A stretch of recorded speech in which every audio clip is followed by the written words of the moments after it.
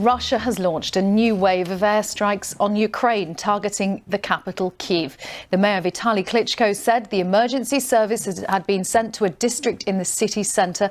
The authorities say air defence systems have shot down 13 drones and that fragments of them had hit 4 residential buildings and a government office. Air defence systems here in the capital shot down more than 10 of those drones, and fragments of one of those drones hit 2 government buildings here in the city centre. As you said, there's no information on casualties, and we just had an update from the administration here in the capital saying that now 13 of those drones have been shot down.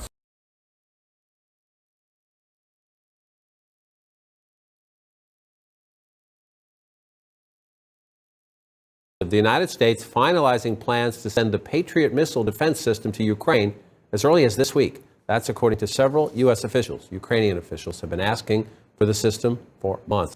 Well, John, right now, Defense Secretary Lloyd Austin has to sign off on the plan. It goes to the White House for the president's signature. And then once all of that is done and approved, it could start moving very quickly. We're told the announcement could come by the end of the week. Why is this so important? Well, the Patriot is really the premier long-range, high-altitude air defense system that the Ukrainians have wanted for months, and the U.S. has, shall we say, been resisting sending. Now, in the face of all the destruction we're seeing in Ukraine with the Russian missile attacks, it looks like the White House is changing its mind and moving ahead.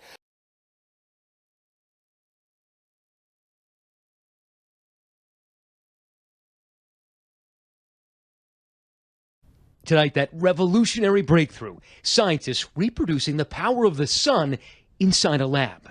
The Department of Energy announcing today for the first time, researchers at the Lawrence Livermore National Laboratory in California produced a nuclear fusion reaction, considered the holy grail of clean energy production.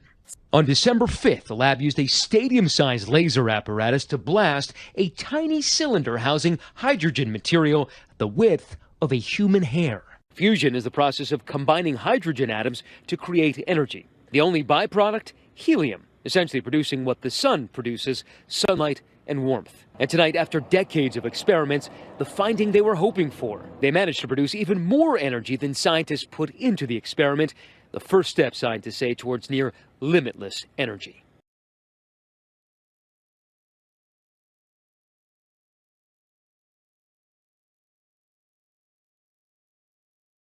From international skies to Silverwater Prison, and soon Daniel Duggan may be back on a plane, but this time the pilot won't be behind the controls, he'll be in custody.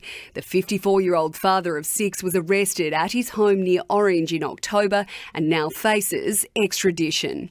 An indictment unsealed today details the charges. Duggan is accused of teaching foreign pilots how to land on aircraft carriers, travelling from Australia and the US to schools in China and South Africa, giving presentations on the Fighter Pilot's Guide to Mission Success. Duggan did not apply for a licence from the US government to provide defence services to any foreign nationals, despite the US State Department allegedly emailing him in 2008, informing him he was required to do so.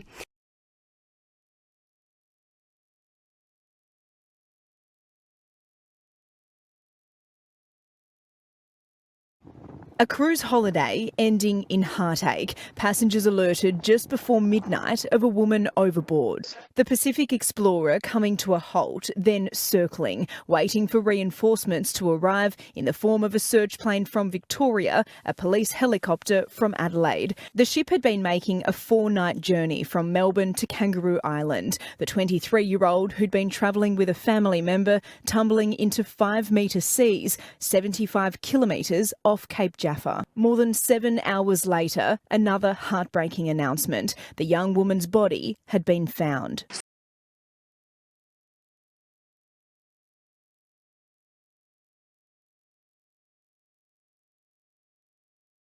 As in the last 20 minutes or so, we've been hearing about a rescue operation underway after a small boat carrying migrants ran into difficulties in the English Channel near Kent. That's from the Maritime and Coast Guard Agency.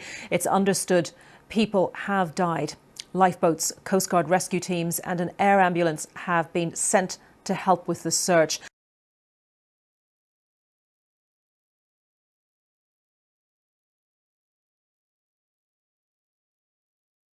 There's been a spike in attacks on EMS recently in the country. Last month, EMS workers were attacked by a mob out in Atteridgeville. A patient inside the ambulance, can you believe it, was killed in that incident. So authorities in Gauteng now gearing up for the festive season, and measures are put into place, we understand.